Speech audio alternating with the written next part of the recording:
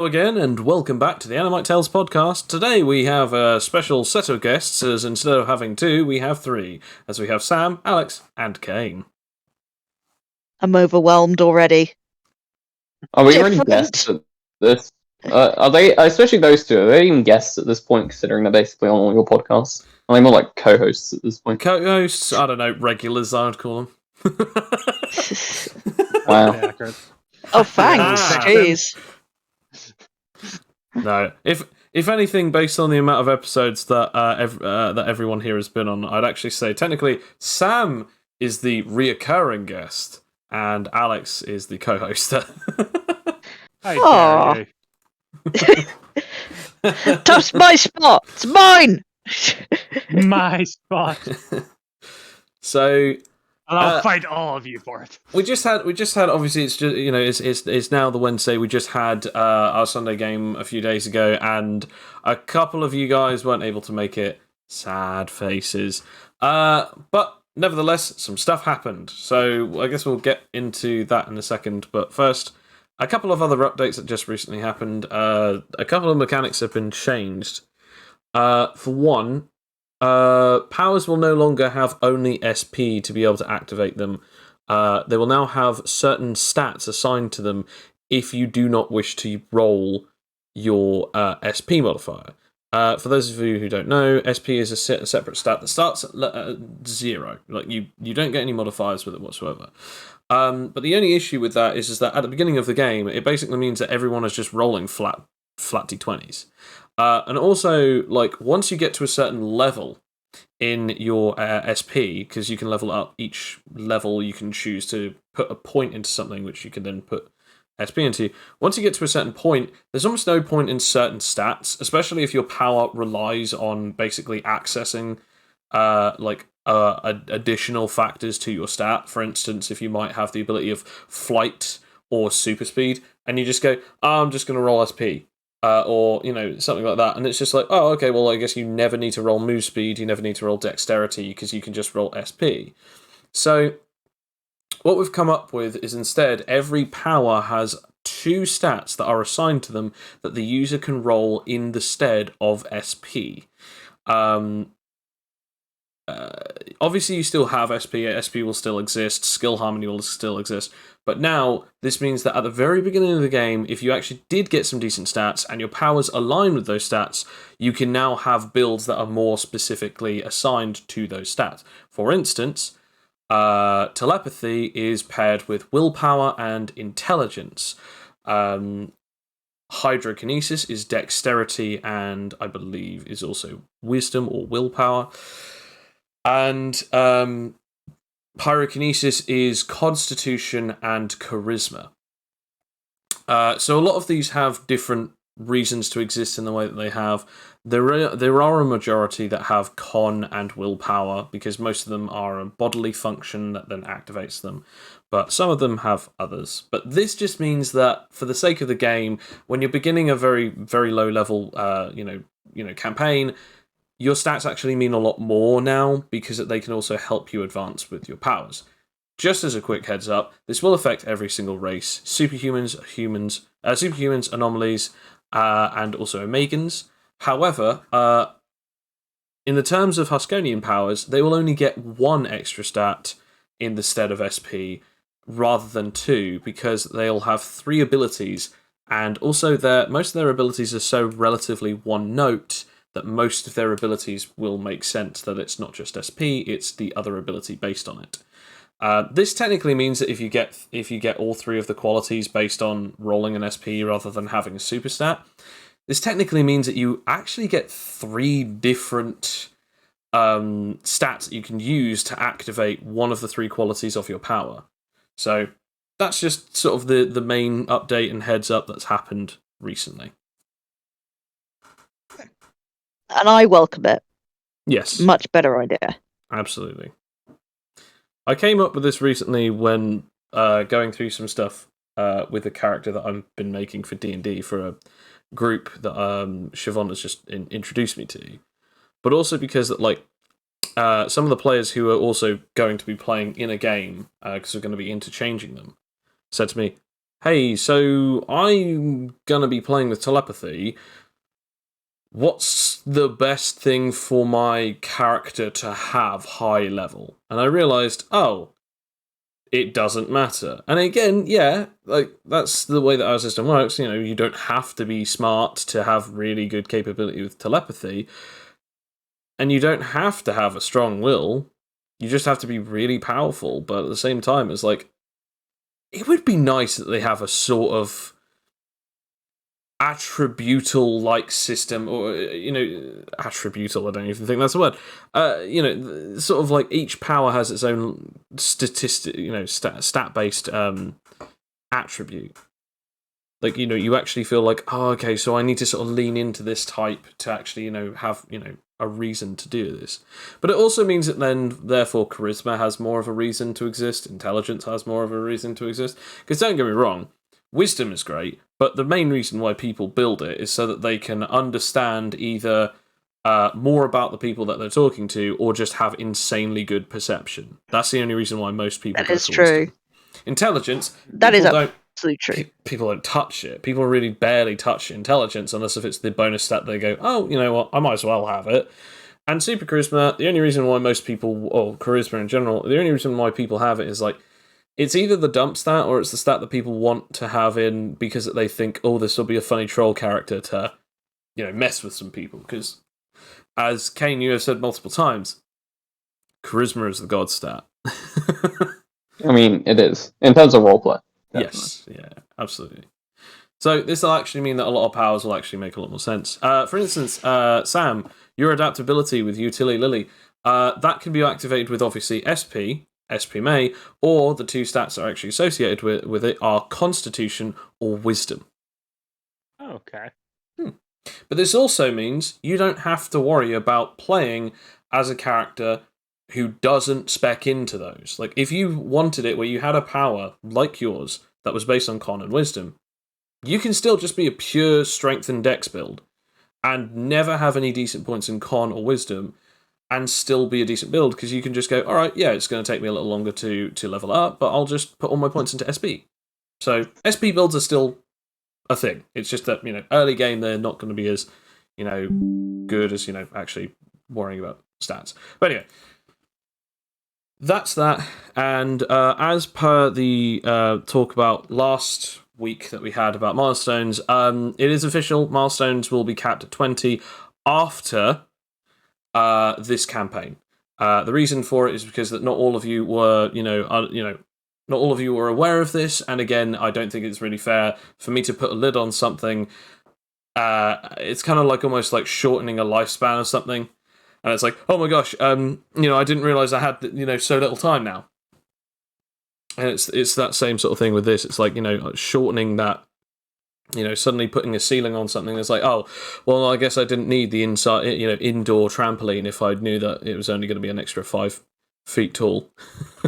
So, having that is also, a bit annoying. So, the next campaign that we do, we won't be having any more than 20 milestones. This technically means that the max cap is 100 levels. And although that sounds a lot, that honestly, like, when you get to later points in the game, that's really not that much. It does, however, mean that the maximum amount of HP that you can gain from your milestones is 200. On top of this, it also means that the next campaign will not be what I was saying it would be, which is the Revealing campaign, which is based on like gods and monsters and stuff like that. It'll actually be the Huskonian University of Heroes. That campaign will be the next campaign that we do, which will be a low-level campaign from the beginning, but hopefully it will be quite a nice long campaign where we focus sort of in a sort of Hogwartsy style hero high kind of idea. I say hero high, it's actually going to be a university, because therefore we can get away with a lot more stuff for it. But also the biggest reason is because I don't think anyone is really all that comfortable with playing characters that young, but also I'm not really comfortable with having a story set around characters that young. And also it's just, I've always thought that like a lot of stories don't need characters to be underage for the sake of, we put, we put people under this terrifying pressure. Yeah, let's put a bunch of underage kids under this pressure. It would make sense that you'd put people who have gone through the schooling system and have gotten to the point of adolescence to do this. So it also in the world it just doesn't make sense that they do that. This is the responsible timeline where people don't put people in harm's way without good reason. Well, it's also not a show that tries to attract younger audience members. Yes. So that is true. Just like which is half the reason why they're like kids in these shows. Yes. Despite it making really no sense. Absolutely. So yes, that'll be the next one, and I know a couple of people that is going to be a shame because I know some people are really looking forward to playing as their revealing campaign characters.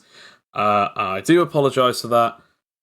However, that's just the way that it goes. I felt that it'd be kind of a bit weird that we stay on the same timeline, we do the same type of thing where it's like, oh, this campaign bleeds into the next one, and then the literal next one is like, you play as gods, but there's a level cap, and the guys that finished in the previous campaign were not gods, they're in the same timeline, they're in the same universe, and they end up being basically more powerful than the gods that you guys get to play as. Also more powerful than the gods actually will ever be able to become. So again, this will just be this campaign will be a send-off to this timeline because the next campaign is set in a different timeline. So that's that. So that's all of that done. Any opinions that anyone wants to share before we move on? Well, it is kind of sad that we're not doing the revealing, but I totally see your point in it. It would just be, it would just sour things, I think, especially and this stuff was bound to happen because we are developing a live game. This is like, so we've come across something that would decrease our enjoyment, and we wouldn't really learn much from it if we didn't address that.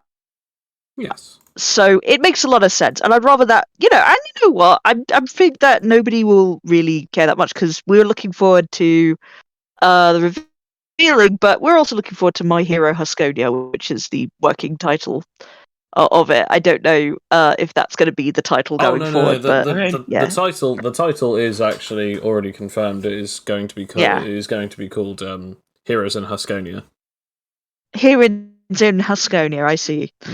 Yeah, I mean, considering you called out the concept of children as heroes, I can understand maybe not calling it that.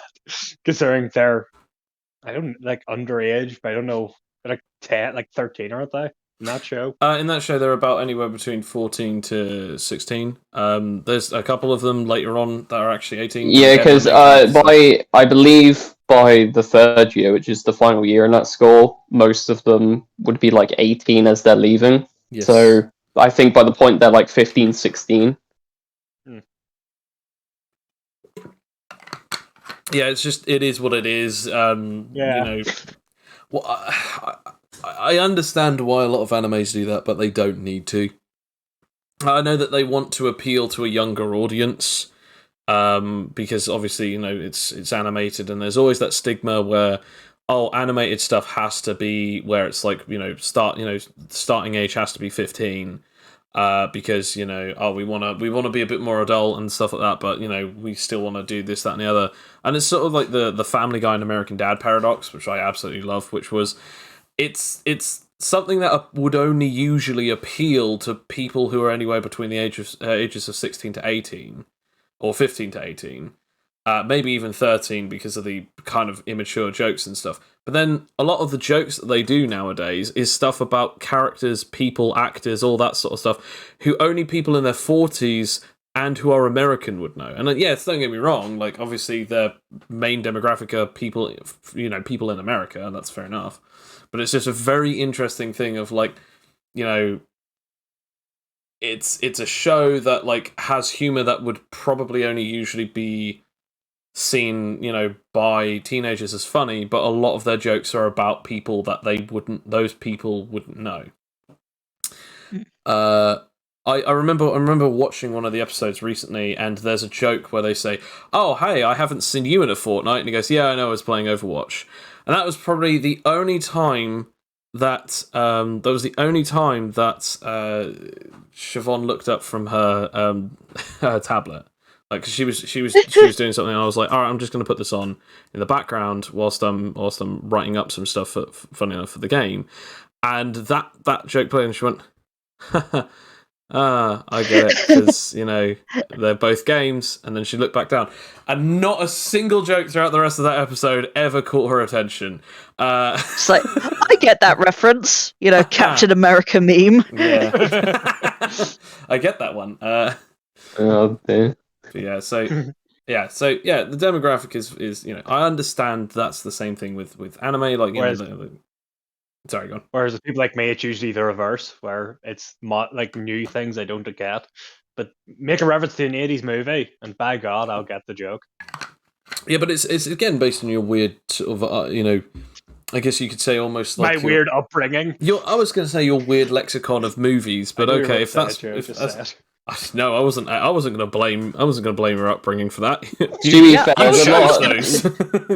There's a lot of young people who know a lot of like old music, for example, because obviously they listen to their parents listen to it, so it's not surprising that someone younger would know a lot of or Stranger Things, like you hear it in Stranger Things for the first time. Yeah, well, also I think in games, a lot of games still use a lot of old music nowadays. Mm-hmm. So it's like it's really not that surprising to hear. No, that sort of thing. I mean, I don't know if you guys have ever seen Scrubs before. Oh yeah, I've seen Scrubs. Donald Faison does about like 3 very signature dances throughout the 8 seasons that he's on it. Technically, I guess you could say the 9 seasons, but we don't talk about that one.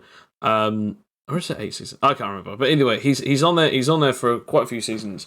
Almost 10 years he does this, and he does 3 different signature dances, maybe more, but these are the big 3 that he does. They shows off, and they are the ones that he comes up with his own choreography for. Kids looked at that, and then they actually tweeted at him and said, "You took this from Fortnite." Just as a bit of context, Scrubs, it started airing in 2001, and just as another thing to add to that amazing sort of little piece there, it was done around about 2010. What you're telling me is he can see the future. So the fact that they had claimed that he took something from Fortnite just proves not only how narrow-minded a lot of people are, but also the way that people think. Now, I don't know if anyone else has done this, but like they'll listen to a remix. Oh yeah, you'd have no idea about the people reviewing Dracula on Goodreads. Like it made me die a little inside of all these people saying like, yeah, it was good, but it really did rip off Twilight a lot. And I'm like, that hurts so much. See, things like that, I wonder, are these people actually like idiots, or are they just trolling? I mean, you always have to assume. You have to wonder: are there people who will do that? Like, it's a bit of call. I think it's a bit of column A, column B. I have to. Agree. I think so. Yeah, because there's got to be people out there that know that pisses them. I think there's like some of them, or at least like a part of them, are like, I'm going to be a troll and do this, and then there's probably parts in that article where they generally believe what they're saying. Like, yeah. So, like someone voted for Dracula saying they should have sparkled. That would have made them more realistic. Well, also because think about it, you have to get those articles like the clickbaitiest as possible, because the money you make is basically based on how many people click on it. And obviously, for a lot of them, that isn't really a sustainable job. The title is just Dracula movie, not like Twilight? ? Exclamation mark? Question mark? And it's just people like, I'm gonna post furious comments under this, article, and and then they just get the clicks. The whole point obviously is to get people riled up, so they click on it. Obviously, but like, it's all dumb though. No, absolutely. I'd say it's fascinating to see that. Talking of websites, actually, the website has actually been properly published now. The first prototype of it is sorted out. There's going to be a few more things that need to be added yet, but there's going to be links for separate powers, so you'll be able to have a look at all of the separate powers that you need access to, which will open up a separate PDF. Now, yes, that's not the tidiest thing in the world, but hear me out when I say this. You will be able to see the full power compendium, but the power compendium is very long, very large, and it will take you a while to scroll through it. So instead, once you've found your character, found the powers that you want to have a look at, you can go on the second page of the website, and you can actually look at the separate ones, and then you'll be able to have a look at them separately. So you'll be able to look down, scroll down throughout the powers and go, ooh, there's my power. Click on the hyperlink and it'll send you to a separate PDF, which has only just got that power on it. However, please be patient with us, as they are not fully finished and the hyperlinks are not yet ready. So they will be done soon. And when I say soon, I say when I can get to it. Second is then the builds. Yep. The Animite Tales character build workshop will be coming back. Like, we'll actually be doing those a little bit more often soon. So we might very well do that in funny enough, as like a little segment during the podcasts. So that'll be fun. I mean, if you Thank say you so. for that, by the way. Thank you for actually making it more usable. Because especially like on my end with my technology problems, it's been an bit of experience. It's not finished yet, as I said, Yeah, so you won't be able but to find thank you. it yet. But it's getting it. yeah, It's getting there. He could Please still help me. ruin it. I could He could still still ruin it, so be careful. Yeah. I will say the only issue that I'm having right now is that I have to now make 64 separate PDFs. And the only way that I can see doing that is separating every single one of the powers into separate Google documents and then downloading them as things. Because we use Google Docs for all our stuff. But, so yeah, that's going to be painful. So I'm going to have to wait until all of them are definitively finished before I then move on to actually doing that. Because, oh my god, that's just going to be awful. But I will put it in... I will be putting them in folders and being a lot more careful. So that will be sorted. But yes, that you're welcome, Alex. I know that you struggled with that on Sunday. Yeah. Oh, the sadness. It's not easy, especially having a power like yours, because there's so many layers to it and stuff. I know. I mean, it trusts me to pick the one power where I do need spreadsheets.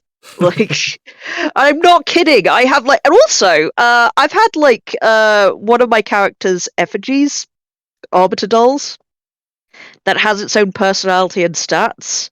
I've been having that on a piece of paper, and now I'm like, well, he's learned important things and is getting more powerful and smart, so I'm going to have to print out my own character sheet for this little creature. Wow. I've created a monster. I knew it. I knew this would happen. I am actually hyped that's happened, because you did like say, wouldn't it be funny if Megalovania, your arbiter doll effigy creature that you don't particularly like very much, becomes indispensable to the team? Like, absolutely just invaluable, because nobody else can do the things that he can do, and at one point he actually becomes somewhat better than either yourself or one of the other members of the team, and it's just that thing of like, alright, well, take it or leave it, and it's like, alright, fine, come on, Megalovania, you're coming with us. You know what? Megalovania might be my next character I play in that campaign. It might be. You know what? You're welcome to it if you manage to kill off another one of your characters. Then you know what? It would be funny. You say like that one that's a difficulty and shouldn't be expected. I mean, yeah, I kill characters a lot quicker than most people, except from Sam. Hey. Wow. Okay, that's not fair. I kill my characters off faster than Coin. Sam is that just true leaves. though? Kill your off faster than mine. Say that. Whenever you play characters, you kill them off faster than mine. It's not his fault. Like, you literally, your problem, Sam, your primary problem has been gravity. And, no one can control that. I don't What's know. gonna I don't know happen? I don't know if we can say all of Joe's death hasn't been his fault. I don't know if we You know can what's say gonna- all of them can't be. What's going to happen at some point? I'm going to have to recite Dutch's line from Red Dead Redemption about things we can't fight. And then we'll just end with "I can't fight gravity," and that's just my final line of the character. I want to point out something very important. Is one of the most recent character deaths I actually had to deal with was Masamura, and the way that he died was RNG. In total fairness, it was RNG. Yes, I wasn't talking about him though. Oh, are you talking about Nesma, when Bill just literally sent basically a hand of God to fight me, and I didn't realise. Wasn't there also that time you were outside the city and the guards were just asking why you were here, and then you tried to do something, they all just shot you down? No, that was entirely my fault. Because Bill said, all right, just put down your weapons, put down your arms, and basically put your hands above your head. And it's like, no, I got this. I'll cut all the bullets in half, and then immediately just get gunned down and fail. Yeah. See, that's what I mean when you can't exactly blame RNG on all of them. Oh, so 100%. That was 100% my fault. Yeah. I also ran away from the party to go on my own adventure, fell through a pit, and then was eaten alive. Although, to be fair, I don't really know what I expected, because it was Bill, and Bill does like to be very punishing. But at the same time, I don't really feel like I necessarily deserved instant death. But at the same time, I was like, you know what? He had enough of you already. Yeah, I was like, you know what? I'll accept that. I'll make a much more well-behaved character. You went straight out there. Yeah, and then you created Nesma, who we all loved, and then died tragically anyway. Yeah, against basically Which, by the way, I will explain because I have context on this end. Bill did build those NPCs to be peaceful. However, he was like, if they do fight them. Okay, I'm gonna make this one because they're meant to be powerful, but they're also just gonna be friendly to you. And he didn't expect your character to fucking fly out on one, but he was like, just in case, I'm gonna make this one guy really powerful. And then I helped him build. Yeah, I helped him build it, and we may have gotten a little carried away. A little. It's like 8 D10s plus 40 points of damage or something. Yeah, he also had 200 range, if not closing, and 400 because of the special ability.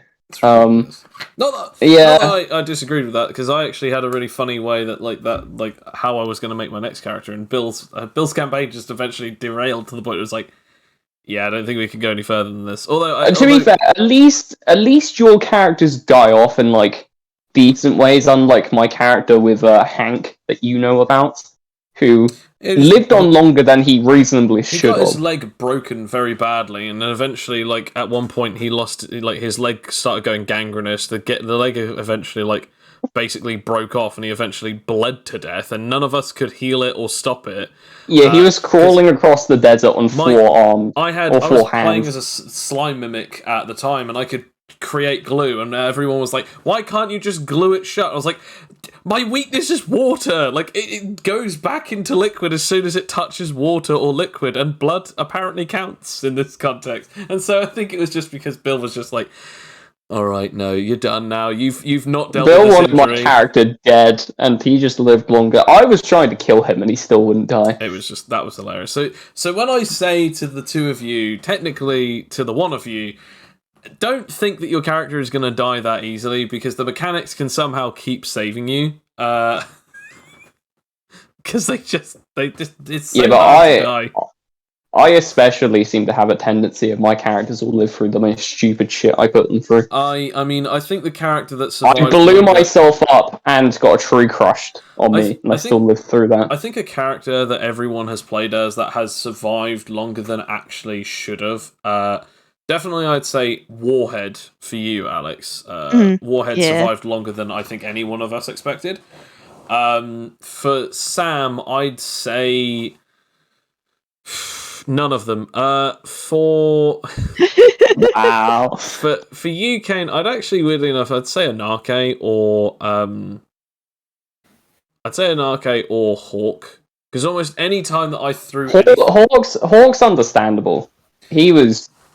He just didn't die. that boy just could not go down without a fight. I mean, Even I then, he did wouldn't put go his down. con to max, so I kind of would hope Yeah, so. but you nearly got cut in half, and you survived without. Like, you went into Fatal Moments, and you survived without losing a token. Like, it was that was the most impressive thing. Basically, like, get half of me caved in. Basically, you might as well, like, you were one boulder away from being full on Obitoad, and yet you survived. And it's like, yeah, we can just fit the arm back on. I also fell unconscious like all the time with that character. And yet, for some reason, you never came close to death, except from that one time. Yep. I'd say for Sam, your longest lasting character that I honestly could say without a doubt that actually was in danger and in trouble a lot of the time would have either have been, I'd say, Adrian. Adrian lost a lot of battles, but she did die quite a bit, to be fair. But yeah, like, nearly died once, basically should have died, and then actually did die by someone, which is why I didn't really count Adrian. And I also can't count Rakia, because Rakia legitimately died, as did Adrian. I think the other characters that managed to live. Because the thing is, I wouldn't say Leah. And the reason why I wouldn't say Leah is because they never really got put into any situations that were too dangerous for her. Like, She's only in like 4 sessions, to be fair. Yeah, that's exactly why. It wasn't long. Yeah. I also don't count Vale. I don't count obviously Dago, who exploded. Zarina was only in like 2 sessions. Yeah. Cover. Macaria. Suicide. Macaria died by being destroyed by like some like sand manipulation character. I'm playing her again in a campaign. That doesn't count though, like, because it's not Animite Tales and it's not the same character. That's accurate. Yes. Yeah, you have not had the best of luck with characters. No. Even Utility Lily is proving to have a lot of bad luck. Yeah. She should be the first character to die without ever landing a hit on someone. You know what? That would be hilarious. That would absolutely be hilarious. I don't think I've actually managed to hit anyone, have I? No, you did. No, you actually landed a hit in that exact combat. Oh, okay. The first character to die without ever defeating anybody. Even then, still, I'd say Dago, because Dago never actually landed a proper hit on someone. Oh yeah, there was also that other guy that he had from Alfie's campaign that basically died from a head injury. From lifting me up, yeah. Sanity. No, we did have a fight. We did actually have a fight with the guards. It's just that we didn't do very well against them. There's me. I died. You killed a zombie, though. Yeah, you did. You actually were surprisingly effective. Except, yeah. Wow. Wow. Jeez. I miss me. I should play me again at some point. You know what? That would be great. That's an insult. I mean, like, genuinely, I'm surprised because Sam was literally just playing himself and just had like more logic. Alex, Sam, we need to either start calling you Winter or Clouds, because you just should not be casting that much shade around. I mean, seriously, damn. You did surprisingly well. I thought you would have died sooner. Actually wasn't useless. I mean, to be fair, I died in the way I would probably have most nightmares about, but I was killed by a giant spider being in the sewers. eaten by giant spiders, yeah. And also being alive whilst it's happening as well, yeah. Awake, alive, and conscious whilst it's being, honestly, like, I think when that was happening... Out of all the bugs to die to, though, that is, like, one of the least worst ways. There are a lot of worse bugs to die to. They liquefy your insides. Yes, but there's also bugs that paralyze you and then put their children inside you that then eat their way out of you. And they also take over your brain, which forces you to go into hiding, and then they bury you alive. Okay, fair. Is that I might not be like conscious of my surroundings at that point. I might just be like, no, you still feel pain. Zombified. They feel the entire process. They only paralyze your body, and they essentially brainwash you to look after the young. Bugs really. I might not be able to like be aware of the situation. You also might. How do you know? It's a 50-50. I'm just suggesting. There's a certain chance that might not be There's the case. also, I think it's. Oh, there's another bug that essentially they like poison caterpillars and they lay their eggs and wrap. And they eat the way out. Yeah, and the caterpillars are brainwashed to essentially look after them, and they don't fall asleep for multiple days upon end, and they protect the young, and then they just get eaten and they die. Yeah, and they believe. Yeah, no, go on. Don't forget about the horrible mushroom spores as well. That the mushroom spores. Insects and turn them into mushroom, like these, manipulate them to go just above the hive. And isn't it pretty much like The Last of Us? Whatever it is that has like the mushroom zombies. Yeah, The Last of Us. That is what's based on. The mushroom zombies and stuff, yeah. Yeah. But yeah, so there's like that being eaten by a spider is a terrible way to go, don't get me wrong, but like I'd take that over a lot of other possibilities. Fair. You forget that I am still afraid of spiders. I'm slightly getting over it. I'm getting better at it, but I'm still afraid of spiders. But I would prefer that over zombification. Yeah, but like when you're zombified, you like at least because it was a zombie campaign, you kind of become brain dead. I guess it depends though, because like obviously like obviously but also if it's not like an instant turn, it's like a long-term suffering process. Yeah, and you either put yourself out of your misery, which no one really wants to do, or someone does it for you, or you turn into a zombie and I prefer not to have someone's young implanted in me and then have them eaten out. I know that. That's just me. That's just me. Quick question mark.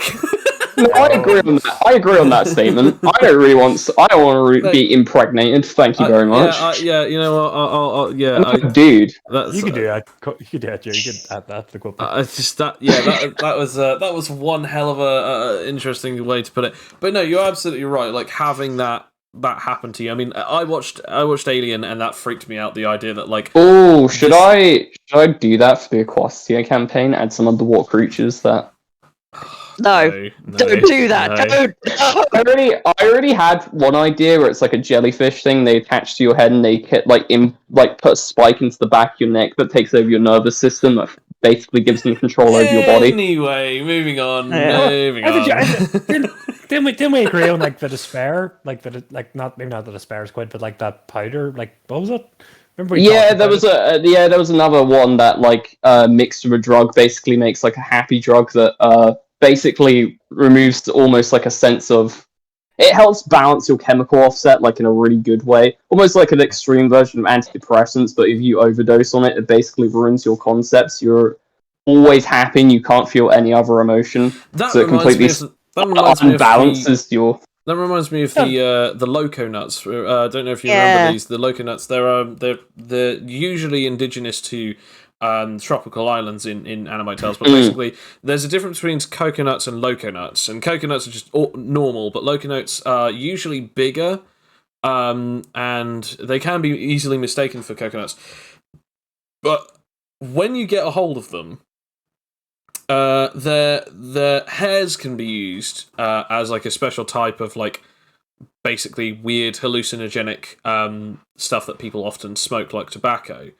But the actual coconuts themselves, the Loco Nuts, when you crack them open, the milk and also the sort of the insides of them, if you eat and drink them, they can work as a sort of like hallucinogenic drug, and also like as a strange sort of like as you said, like an antidepressant, antipsychotic, or as an actual psychotic, depending on how ripe it is.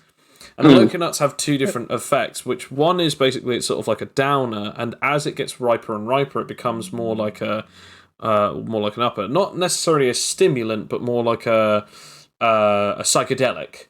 And those who have too much of it, they permanently have a smile on their face. And those who actually have even too much, basically to the point of which theoretically they could actually die from the encounter, they actually can't stop the fact that they always feel overly joyous, overly happy, and any kind of situation basically makes them feel ecstatic and happy, even if they're supposed to be situations that would normally fill them with like sadness, fear, rage, or pain.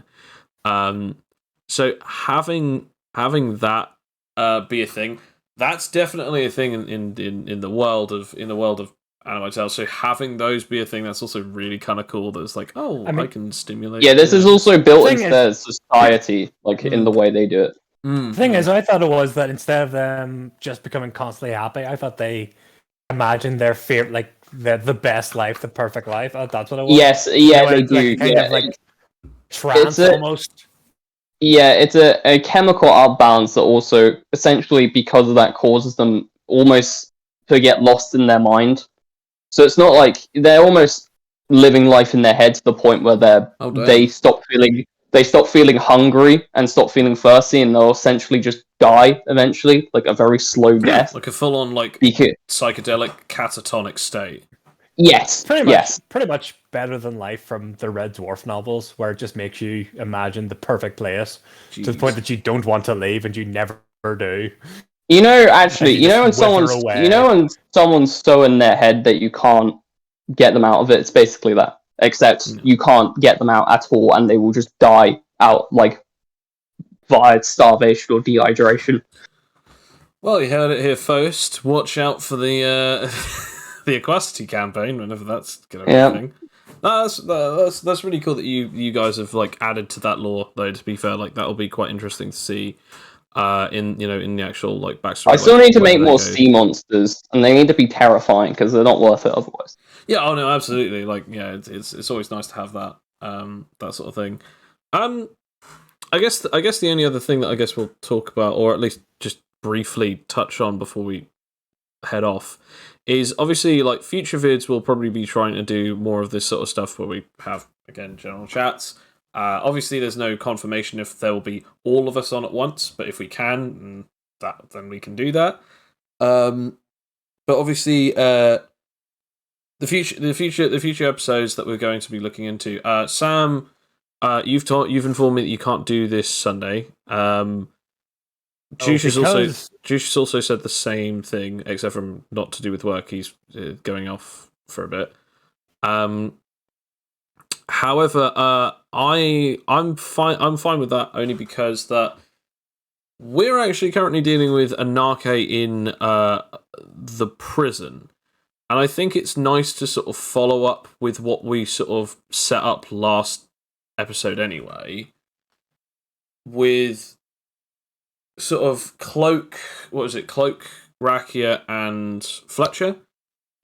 And then obviously tackling on like the two different sides of that, like Anarche trying to train and get stronger, and then Rakia, Fletcher, and Cloak trying to go with these other ninja of the Shungi clan to basically find out exactly what they can learn about this General Rose of the Demon General 3 from the Oni Pirates. I get to piss off the warden some more. That was fun.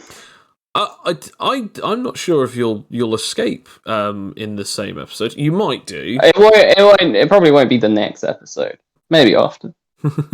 Stay tuned. I have a lot of XP. That's good. That's very good. But yeah, so we'll see how that goes, and we'll see what goes on there. I was actually, this is really weird. If enough people couldn't do it, I was actually going to move it to Monday just for a one-off, because like obviously Monday is also bank holiday, because sadly Queen Elizabeth II had passed away, and the funeral is being held on that day.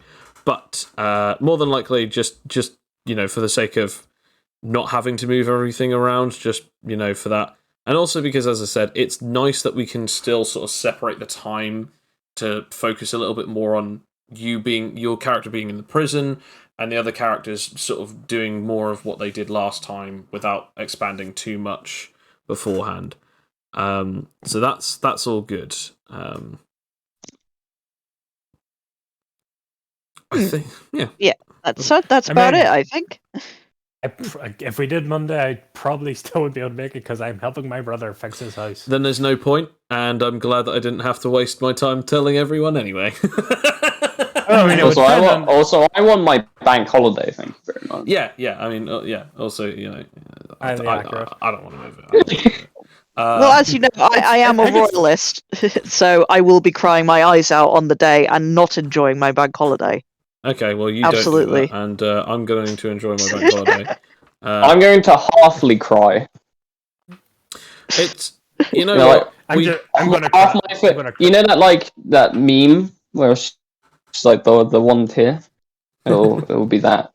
Fair enough. You know what? It's one of the 3 days Tesco is closed a year. Oh, Yes, that's true. Second tier. Either way, those of you who are obviously listening to this, please, obviously, don't forget to like and subscribe on the Animite Tales YouTube channel. If you are interested in having a look at our website, check out animitetales.com to see exactly what's going on. Also, if you want to, help us with the Patreon, that's still a thing, but obviously we haven't done updates in a while due to the fact that I've been working very, very much so on this website and a bunch of other stuff that has been happening, because I also have a job that I need to do, and I'm only one person doing 4 different things at the same time. These plates are spinning out of control. But if you'd like to check that out, maybe you should get other people to do work. Yeah. However, sadly, I can't pay them.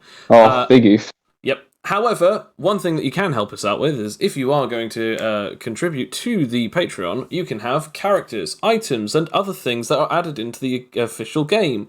You can also potentially speak with us about maybe having a part in maybe making games a thing for you guys. As remember, the game is now out and open on open beta. There are always different things that you can help us with, such as feedback and all sorts of other bits and pieces.